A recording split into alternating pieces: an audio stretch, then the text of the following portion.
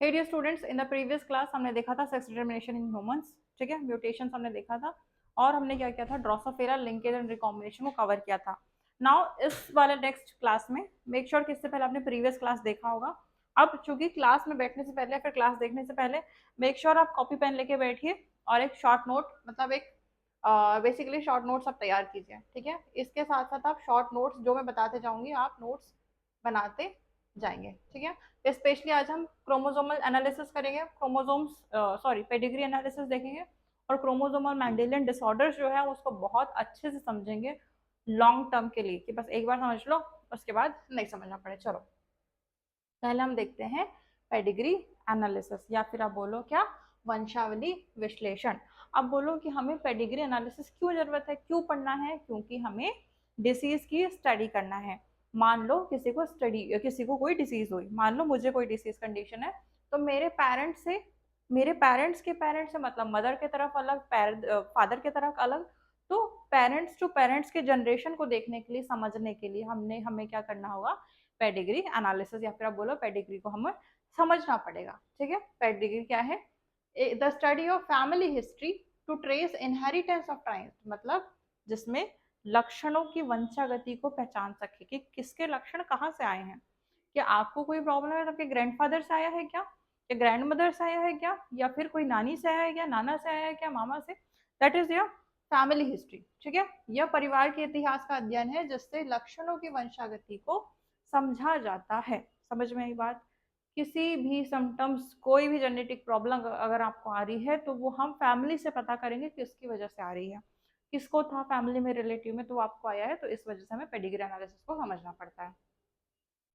अब देखो, हमें पीढ़ियों में आनुवंशिक लक्षणों का अध्ययन वंशावली विश्लेषण कहलाता है, मतलब analysis of genetic traits across the generation is known as pedigree analysis. समझ में बात? जेनेटिक ट्राइट्स के एनालिसिस को ही हम क्या बोलेंगे, आपकी पेडिग्री एनालिसिस। और हम इसे कैसे रिप्रेजेंट करते हैं, फैमिली ट्री की तरह, फैमिली हिस्ट्री की तरह, उसको हम क्या बोलेंगे, पेडिग्री, या फिर आप बोलो फैमिली ट्री। या फिर ये हम क्यों यूज करते हैं, to study the use to study the inheritance of disease abnormalities। किसी को डिसीज abnormalities है, किसी को क्रोमोसोमल abnormalities हो गई, क्यों? क्योंकि वो जेनेटिक कॉज है, क्योंकि वो एक म्यूटेशन है, ठीक है। इस वजह से हमें पेडिग्री एनालिसिस को पढ़ना है। चलो, पेडिग्री एनालिसिस चार्ट, या फिर वो बोलो पेडिग्री टी फैमिली ट्री को पढ़ने से पहले आपको सिम्टम्स देखना पड़ेगा। ये एक वो है, सिंबल्स है, सिंबल से हम डिफाइन करते हैं, सिंबल से हम डिजाइन करते हैं। समझ में ये बात? ठीक है। मान लो मेरे पास एक फादर है, तो मैं इसको बोलूंगी मेल, ठीक है। अब मेरे पास एक फीमेल है, इसको मैं क्या बोलूंगी, फीमेल, ठीक है। ये है हमारे मेल, ये है हमारे फीमेल, ठीक है। अब मेल फीमेल में क्या हुआ, हमने क्या करा है, मैरिज करा है, ठीक है। अब जब मेल और फीमेल में जब मैरिज हुई, तो मैरिज होने के बाद हमारे पास, इसको बोलेंगे मेटिंग, या फिर आप बोलो कपल, ठीक है। They are the couple, male and female, ठीक है। लेकिन अगर इसमें दो लाइन है तो हम इसको बोलेंगे कि ये इन लोग के बीच में ये लोग रिलेटिव्स है, ठीक है, मीटिंग बिटवीन द रिलेटिव्स। लेकिन अब देखो, अभी देखो, ये हमारे पेरेंट्स, एक मदर है, एक फादर है, एक मदर है। अभी इनने क्या किए, इनने एक बेबीज किया, एक हमें मिली क्या, एक बेबी गर्ल मिली, और एक हमें क्या मिला, बेबी बॉय, ठीक है। तो हम इसको डिफाइन कैसे करेंगे, ये हमारे मेल, ठीक है, और ये हमारी है फीमेल, ठीक है। और ये इनका क्या हुआ, ये हुआ इनका सन, ठीक है। और ये इनका क्या हुआ, डॉटर, ठीक है। अगर किसी को डिसीज है, ठीक है, अगर किसी को डिसीज है, मान लो ये मेरी फैमिली है, ठीक है, ये मदर फादर, और यहाँ पे किसी को डिसीज है, तो जिसको डिसीज है, जिसको अभी करंट प्रॉब्लम चल रही है, उसको हम कैसे डिफाइन करेंगे, ऐसे, ठीक है। जिनकी डेथ हो गई है, मान लो किसी फीमेल की डेथ हो गई है, मदर की डेथ हो गई, तो हम उसको क्रॉस से डिफाइन करते हैं। इतना आपको डिटेल नहीं पढ़ना है, पर मैं बता रही हूँ, ठीक है। उसको हम ऐसे डिवाइड करेंगे। और क्या, अगर कोई सेक्स अनस्पेसिफाइड है तो हम उसको इस तरीके से हम डिफाइन करेंगे। देखो, यही है कि ये अफेक्टेड इंडिविजुअल्स को हम पूरे कलर से हम बताते हैं, कलर से, या फिर आप पूरा बोलो इस टाइप से हम करते हैं कि ये अफेक्टेड इंडिविजुअल्स और उन अफेक्टेड की वजह से आगे भी अफेक्ट हुआ, ठीक है। ये देखो, ये आपके मदर है, आपके फादर है, आपकी मदर है, और फादर मदर से ये हमें क्या हुआ, अफेक्टेड चाइल्ड मिला, ठीक है। और ये जो 5 है दैट इज 5 अनअफेक्टेड ऑफस्प्रिंग हम ऐसे करते हैं। Any doubt? इतना आपको पता है, एटलीस्ट सिंबल्स आपको पता रहना चाहिए, मदर फादर। क्यों ये पेडिग्री एनालिसिस आपको जब आप अभी फर्स्ट ईयर में जाएंगे, ठीक है, किसी भी फर्स्ट ईयर में जब आप अभी एंट्रेंस लेंगे ना, तो फर्स्ट ईयर में आपको जब आप पेशेंट की थेरेपीज लेंगे, जब आप पेशेंट्स की जब काउंसलिंग करेंगे ना, तो पेशेंट की जब आप काउंसलिंग करेंगे तो आपको पेडिग्री एनालिसिस बनाना पड़ता है ना, पेडिग्री चार्ट बनाना पड़ता है, उसको बोलते हैं जेनेटिक, ठीक है। जीनोम आपको बनाना तैयार करना पड़ता है। तो जब आप जीनोटाइप जब आप तैयार करेंगे ना, तो जीनोटाइप में आपको बताना पड़ता है पेशेंट के लिए कि आपको आपके पेशेंट को क्या है, मदर को क्या था, कितने साल के मदर थे, उनके फादर कितने थे, ठीक है, या फिर फादर की तरफ कितनी फैमिली थी, मदर की तरफ कितनी फैमिली थी। तो जीनोटाइप को तैयार करना पड़ता है। तो पेडिग्री एनालिसिस बहुत अच्छे से अभी पढ़ लो, ठीक है। ये समझ में आएगी, जब तक प्रैक्टिस नहीं करोगे दिक्कत जाएगी। चलो अभी देखो, जेनेटिक डिसऑर्डर या फिर आप बोलो आनुवंशिक विकार। अब देखो, ये जो डिसऑर्डर्स है वो क्यों होते हैं?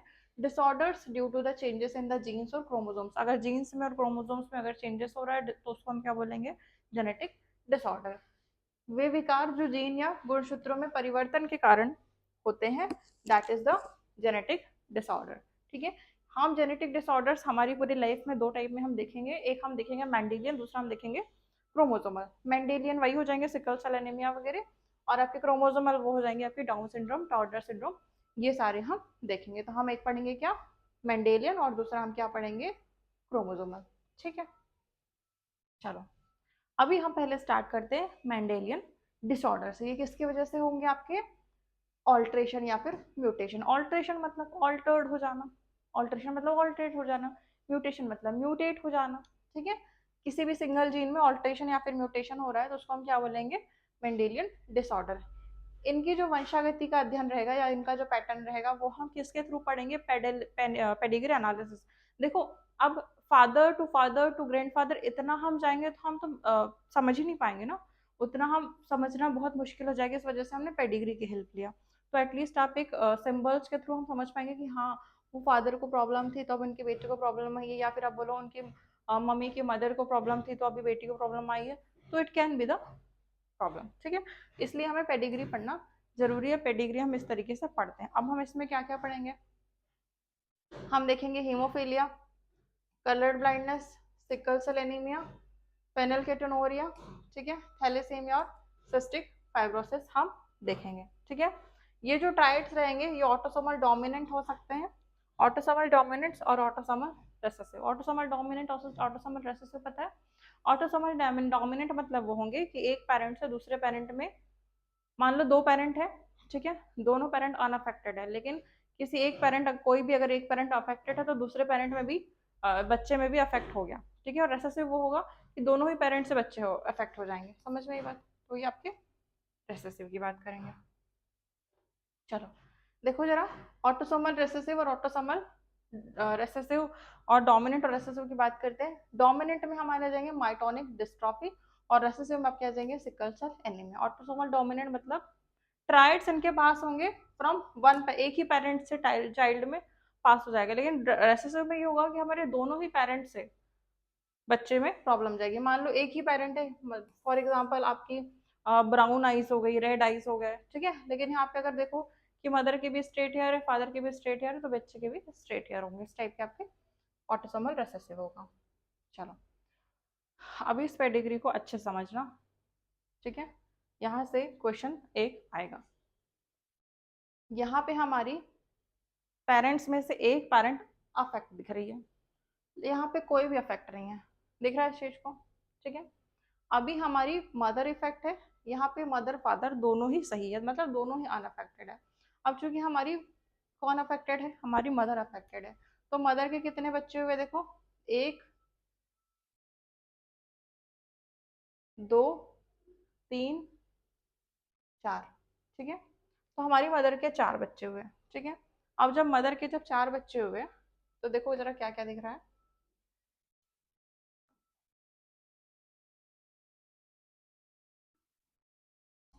ठीक है, एक, दो, तीन, चार। अब एक बच्चा और दूसरा बच्चा, मतलब एक बेटा ठीक है, और दूसरा बेटी, ये हमें कैसी मिली, अफेक्टेड। मतलब हमारे पास टोटल अभी कितने बच्चे हैं, 4 बच्चे में से दो सही है और 2 हमें अफेक्टेड मिल गए, मतलब एक बेटा भी अफेक्ट बढ़ गया और एक बेटी भी हमको अफेक्टेड मिली, मतलब दोनों में कोई ना कोई माइटोनिक डिस्ट्रॉफी की प्रॉब्लम दिख रही है। ठीक है, अब लेकिन होगा ये कि अगर एक भी फीमेल या फिर आप बोलो एक भी पैरेंट अगर अफेक्टेड है तो देखो बच्चों में प्रॉब्लम आई है। ठीक है, लेकिन वो बच्चे जो नॉन अफेक्टेड है, ठीक है, उनके पास कोई भी प्रॉब्लम नहीं आई, दिख रही है क्या? ये जो पेरेंट्स, ये जो बच्चा है, ये जो बेटा है, जब इनने शादी किया, जब ये पेरेंट्स बने तो इनके पास कोई भी, इनके बच्चों में कोई प्रॉब्लम नहीं आई। ठीक है, लेकिन जो अफेक्टेड था उस बेटी ने जब शादी करी उस हस्बैंड से, ठीक है, जब ये पेरेंटिंग किए तो ये जब पेरेंट्स बने तो इनके पास एक डॉटर में प्रॉब्लम आई। समझ में आई बात? इसी को समझो कि अगर एक भी पेरेंट अफेक्टेड है तो डेफिनेटली चाइल्ड अफेक्ट होगा। ठीक है, अभी देखो दूसरे केस में ऑटोसोमल रेसेसिव का प्रॉब्लम है, इसमें है सिकल सेल एनीमिया। अभी तो हमारे दोनों ही पेरेंट नॉन अफेक्टिव है, फिर क्यों हुआ? ठीक है, देखो अभी हमारे दोनों पेरेंट ही नॉन अफेक्टिव है, तो जब दोनों पेरेंट नॉन अफेक्टेड है तो एक हमको कितने बच्चे मिले, 1 2 3 4 5, हमें कितने बच्चे मिले, 5 बच्चे इन्होंने दिए। अब 5 बच्चे जब जन्म लिए तो 5 बच्चों में एक बेटा और एक बेटी अफेक्टेड हुए। ठीक है, अब प्रॉब्लम ये है कि यहाँ पे ये केस हो सकते हैं ये अफेक्टेड है उसके बावजूद भी अफेक्ट ना हो। एक कंडीशन यहाँ ये बन सकती है, दूसरी कंडीशन है कि अब तो यहाँ पे दोनों ही पेरेंट्स अफेक्टेड नहीं थे, ना मदर अफेक्टेड है ना फादर अफेक्टेड है, फिर बच्चे क्यों अफेक्टेड हुए? क्योंकि यहाँ पे है जेनेटिक प्रॉब्लम। समझ में ये बात? क्योंकि इनके ऊपर जो और पीढ़ी रही होंगी इनके ऊपर कोई प्रॉब्लम आई होंगी, इनके ऊपर कोई थी, तो इस वजह से यहाँ पे इनको क्या हुआ, प्रॉब्लम, दैट इज इसी को हम बोलेंगे ऑटोसोमल रेसेसिव का टाइप। समझ में ये बात? अनअफेक्टेड थे फिर भी अफेक्ट हुआ। ठीक है, और यहाँ पे तो अफेक्ट थे। समझ में ये बात? तो ये आपका प्रॉब्लम था किसका, सिकल सेल एनीमिया का। समझ में ये बात? हाँ, लेकिन इनमें ये प्रोबेबिलिटी बन सकती है कि जब ये शादी करेंगे, ठीक है, तो हो सकता है इनमें कोई भी प्रॉब्लम ना आए इनके बच्चों में। समझ में एक बात? तो ये केस आपका बनेगा किसका, रेसेसिव का। ठीक है, याद रखना। चलो अब आगे देखो, पहला हम केस करते हैं, पहला हम केस देखते हैं किसका, हीमोफीलिया का, या फिर आप बोलो किसका, राजसी रोग इसे बोला जाता है। ठीक है, चलो देखो जरा, ये एक रॉयल डिसीज के नाम से हम इसको बोलते हैं। अगर हीमोफीलिया, ठीक है, ऐसे हम रॉयल डिसीज के नाम से बोलेंगे। ये एक सेक्स लिंक्ड क्रोमोसोमल डिसऑर्डर है, that is x linked recessive disease है। ठीक है, और यहाँ पे क्या होगा, blood clotting protein is affected. मतलब मान लो आपको चोट लगी, ठीक है, चोट लगने के बाद कुछ ही मिनट्स में या फिर कुछ ही सेकेंड्स, मिनट नहीं, कुछ मिनट नहीं बोलेंगे, कुछ सेकेंड्स, 40 45 46 सेकेंड तक, या फिर बोलो मैंने मैक्सिमम 8 मिनट, 1 मिनट 2 मिनट तक आपका ब्लड रुकना स्टॉप हो जाता है। तो यहाँ पे कौन काम कर रहा है, ब्लड क्लॉटिंग फैक्टर। ठीक है, that is blood clotting protein काम कर रहा है। तो आपको चोट लगी, चोट लगने के बाद कुछ ही सेकंड में, कुछ ही मिनट में ब्लीडिंग स्टॉप हो गई। क्यों? क्योंकि वहां पे आपको थ्रोम्बोसिन ने वहां पे क्या किया, ब्लड का थक्का बनाया और ब्लड को रोक दिया। That is the blood clotting mechanism. Haemophilia में यही इफेक्ट हो जाता है कि अगर ब्लड क्लॉटिंग प्रोटीन ही में ही अगर प्रॉब्लम आ गई, जहां से ब्लड क्लॉट होना ही रुक जाए, बंद हो जाए, तो कंटिन्यूस ब्लीडिंग होगी। अगर किसी इंडिविजुअल को लग गया, गिर पड़ गया, तो कंटिन्यू ब्लीडिंग हो रही, तो उससे कितना ब्लड लॉस होगा, कितनी ब्लीडिंग लॉस होगी। ठीक है, तो लगातार रक्तस्राव होता है, इसको हम क्या बोलेंगे, हीमोफिलिक कंडीशन। अगर नॉर्मल एलील है उसको हम बोलेंगे कैपिटल एच, और अगर हीमोफीलिया है तो हम उसको स्मॉल एच से डिफाइन किए हैं। इसको देखो जरा,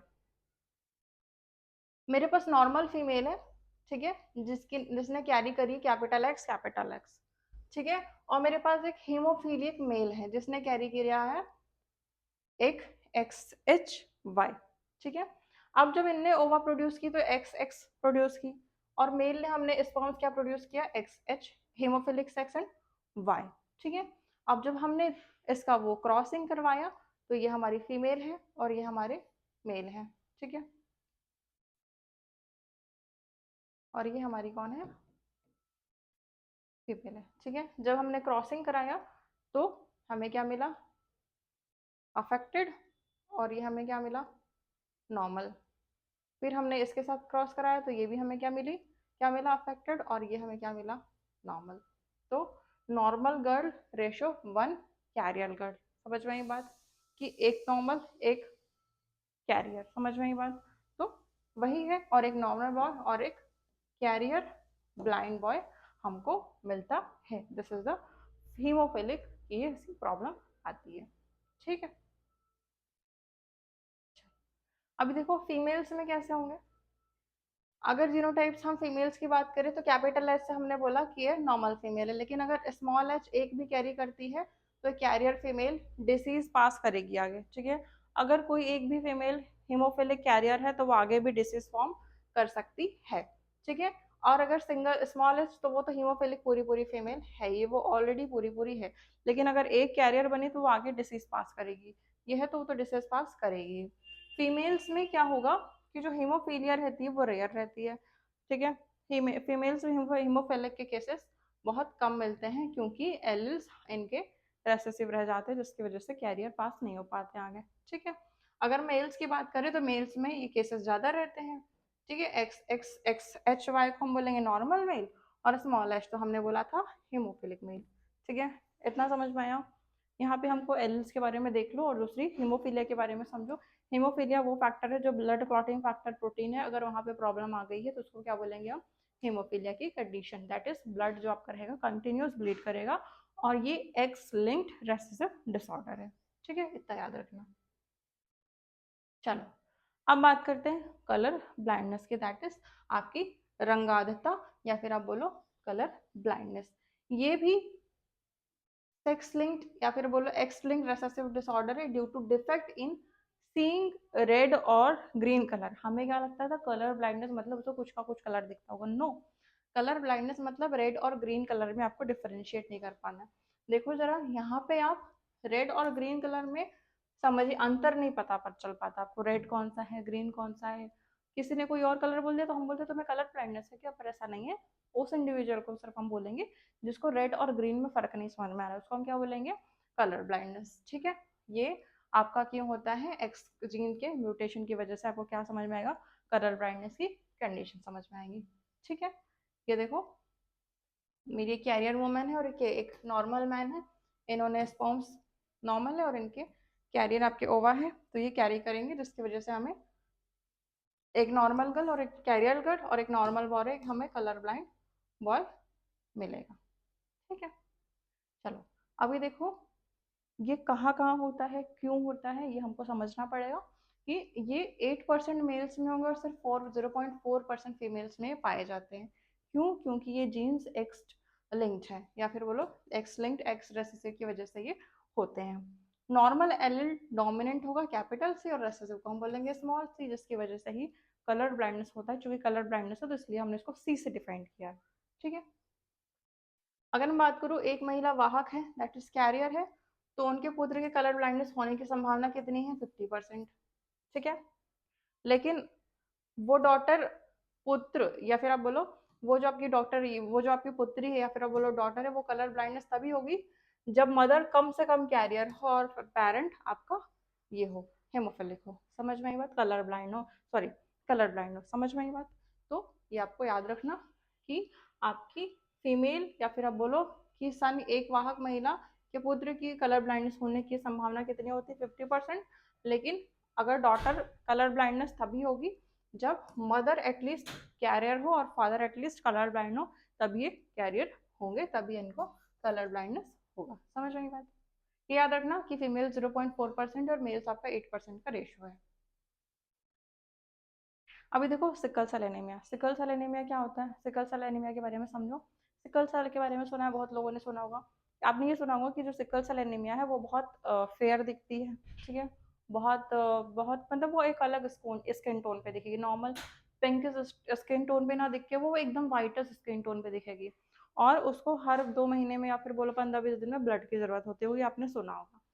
देखते हैं कि सिकल सेल एनीमिया है क्या।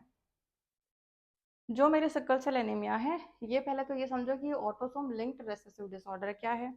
ऑटोसोमल लिंक्ड रेसेसिव डिसऑर्डर है, क्या है, ऑटोसोमल, याद रखना एक्स लिंक नहीं है, ठीक है। ये ट्रांसमिट होगा parents to offspring when both parents are carriers और हेट्रोजाइगस। हमने वहां देखा था वो कैरियर नहीं थे फिर भी सिकल सेल हो रहा था, है ना। तो इट इज नॉट कंपलसरी। यह माता पिता से संतानों में तब जाता है जब दोनों माता पिता वाहक हेट्रोजाइगस हो, ठीक है। और ये एलिल्स के थ्रू ही कैरी होगा, कैसे है, H B N H B S allele के जोड़े के द्वारा ये नियंत्रित होते हैं, ठीक है। अच्छा, इसको समझो पहले, ठीक है। ये मेरी नॉर्मल हीमोग्लोबिन है, ठीक है। ये मेरी नॉर्मल एच बी का जीन है, एक सीक्वेंस है, A T G T C एक सीक्वेंस चलता है, वो मैं नेक्स्ट चैप्टर में बताऊंगी कि एक जो सीक्वेंस चलता है। अब मेरे पास सीक्वेंस है ए सी जी। हमने देखा कि ए के बदले में टी बनता है, ठीक है, और सी के बदले में जी बनता है, हमने जानते हैं। तो ये वैसे ही यहाँ पे चेंजेस हो रहे हैं, ठीक है। तो ए सी की जगह पे जी बना, जी की वजह से सी बना, ए की जगह पे टी बना, अगेन सी की जी की जगह पे सी बना। इतना आपको दिख रहा है, ठीक है। आगे देखो, जब एमआरएनए की हुई, ठीक है, जब एमआरएनए ट्रांसक्रिप्शन हुआ तो ये किस पे कन्वर्ट हो गया, जीएजी में। और जीएजी में हमारी पेप्टाइड की वो मिली, दैट इज अमीनो एसिड्स की हमें क्या क्या चैन मिली।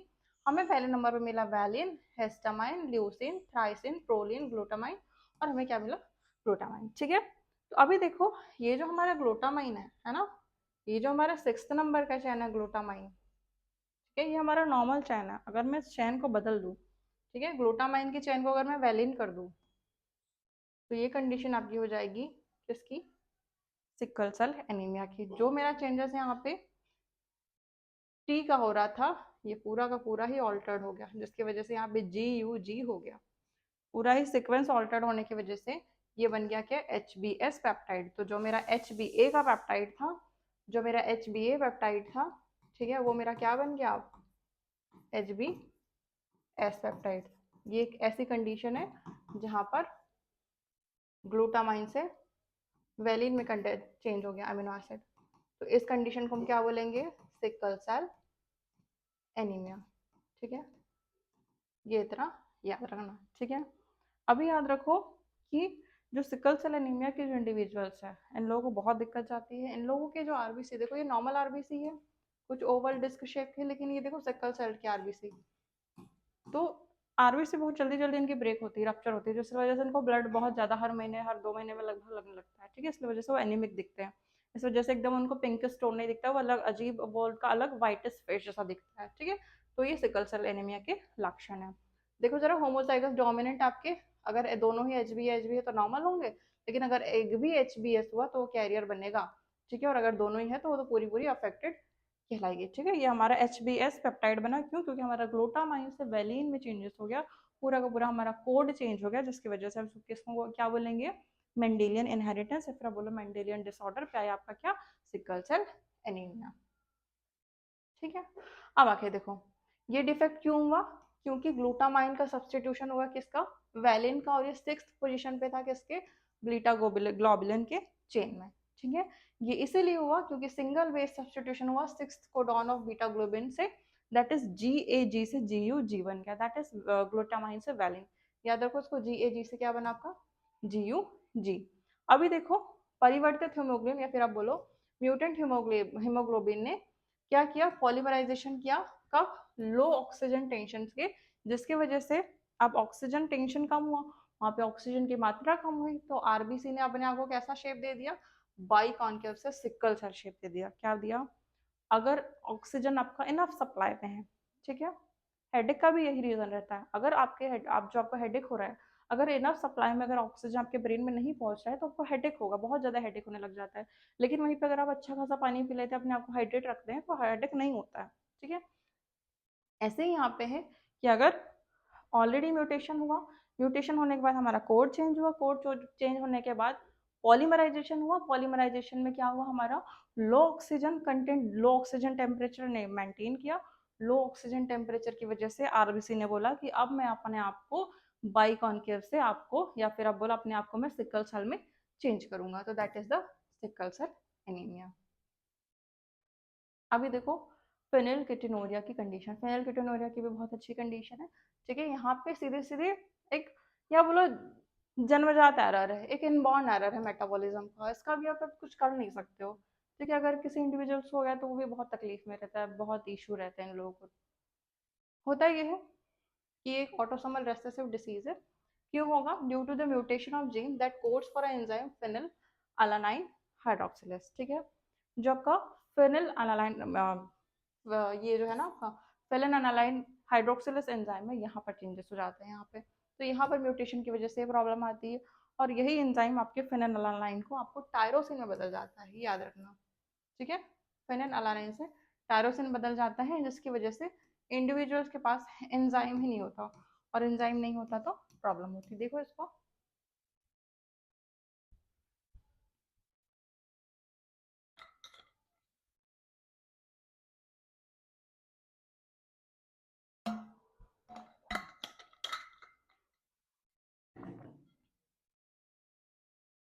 ठीक है, याद रखना कि जो फेनिलकेटोनुरिया की कंडीशन है, यहाँ पे एंजाइम की कमी हो जाती है, क्योंकि जो आपका फेनिल अलानाइन हाइड्रोक्सिलेज है वो एक मेन एंजाइम रहता है, वही आपका टायरोसिन में कन्वर्ट हो जाता है, जिसकी वजह से फिर इंडिविजुअल को प्रॉब्लम आती है।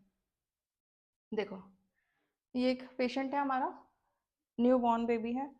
ठीक है, इसके पास मेंटल रिटार्डेशन, आईक्यू लो रहेगा, हाइपोपिगमेंटेशन मतलब अजीब पिगमेंटेड दिखेगा, जैसे रैशेस दिखेंगे, एक्जेमा दिखेगा, सीजर्स, झटके आएंगे उसको। ठीक है, इंक्रीज टायरोसिन डाइट हो जाएगा। ठीक है, माउसी अडर। ठीक है, और क्या है, ऑटोसोमल रेसेसिव कहलाएगा, फेनिलकेटोनुरिया।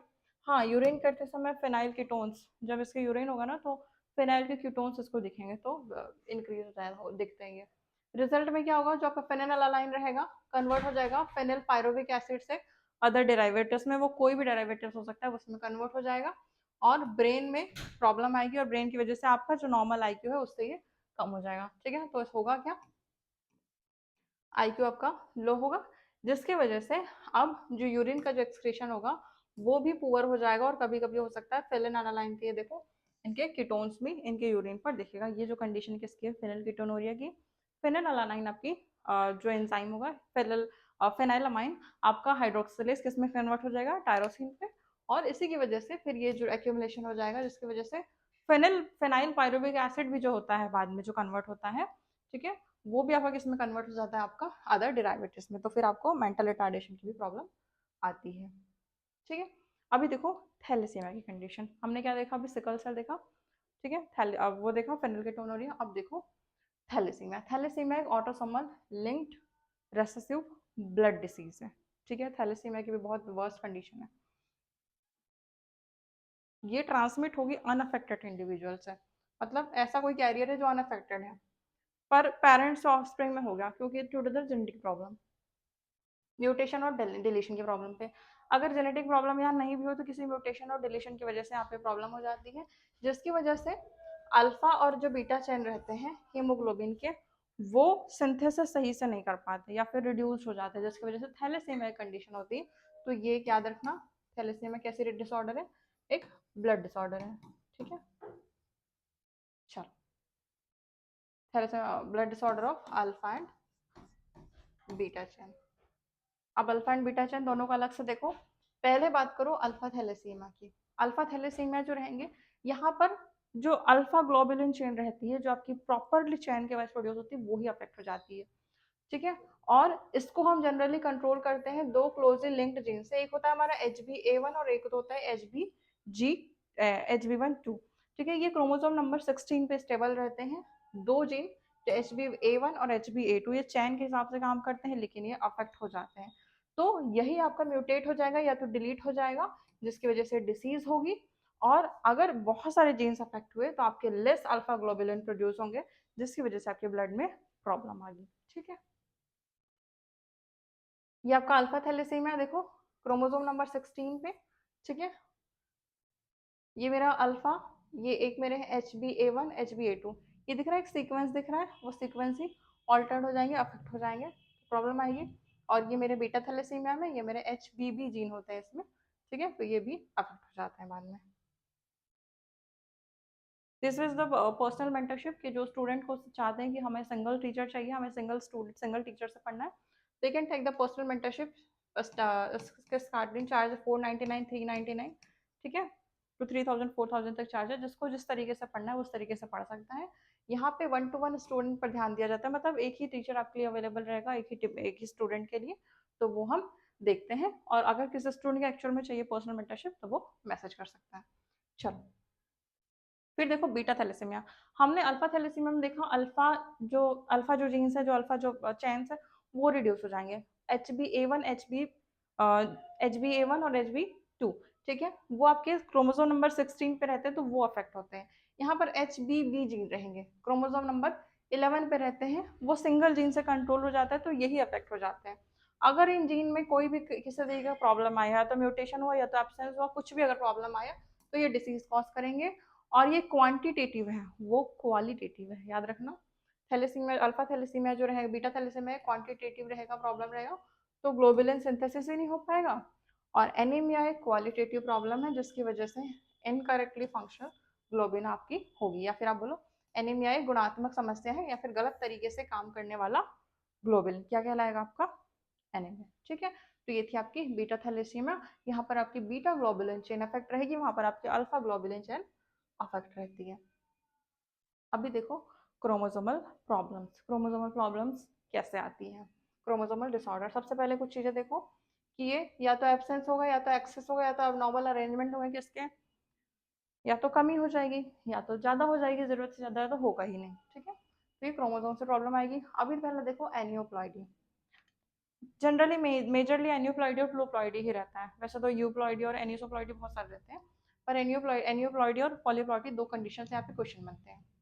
एक देखो, गेन और loss of chromosomes due to failure of segregation during cell division, मतलब कोशिका विभाजन के दौरान अलगाव ना होने के कारण गुणसूत्रों की संख्या बढ़ जाना या घट जाती है। ठीक है, या फिर बोलो गेन और loss of chromosome due to failure और segregation during the cell division. Cell division के टाइम पे या तो फेल हो जाएंगे या वो सेग्रीगेट नहीं हो पाएंगे, उस कंडीशन को हम क्या बोलेंगे, एनियोप्लॉइडी।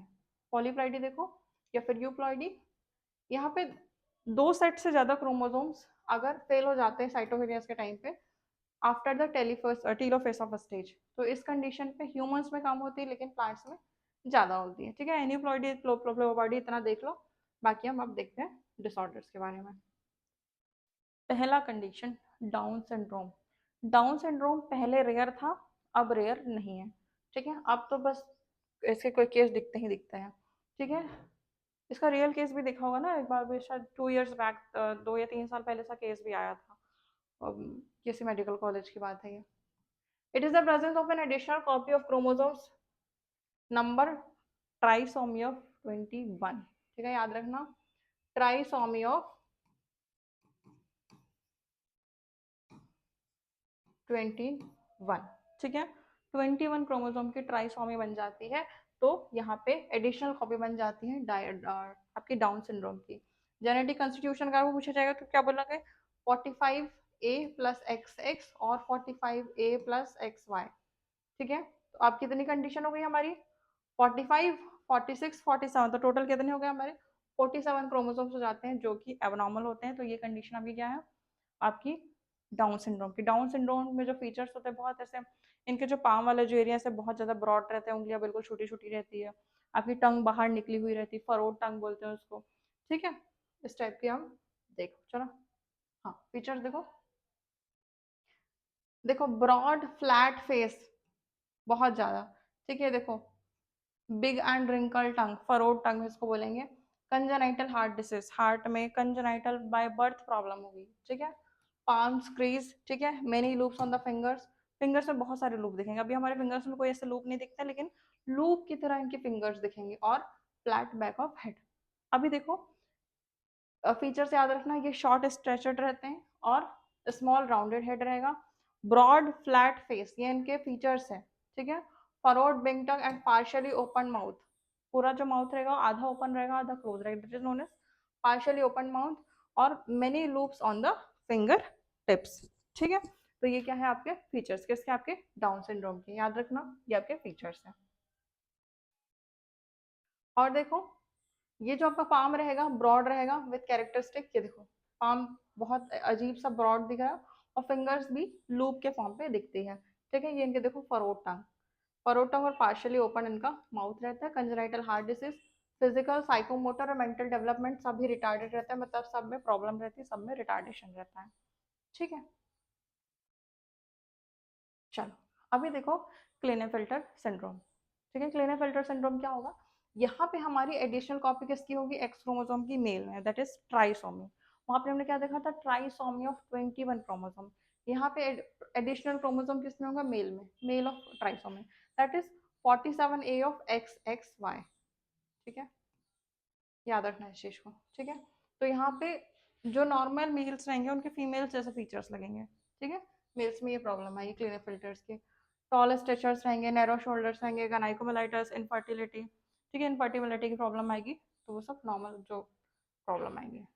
देखो जरा फीचर्स, ओवरऑल जो रहेगा मस्कुलाइन डेवलपमेंट, जैसा मेल्स का जो मस्कुलाइन डेवलपमेंट वैसा होगा, लेकिन फीमेल्स के फीचर्स देखेंगे, जैसे कि आपके फीमेल फेमिनिन ट्राइट्स भी डेवलप होंगे, और इनफर्टिलिटी आएगी इनको।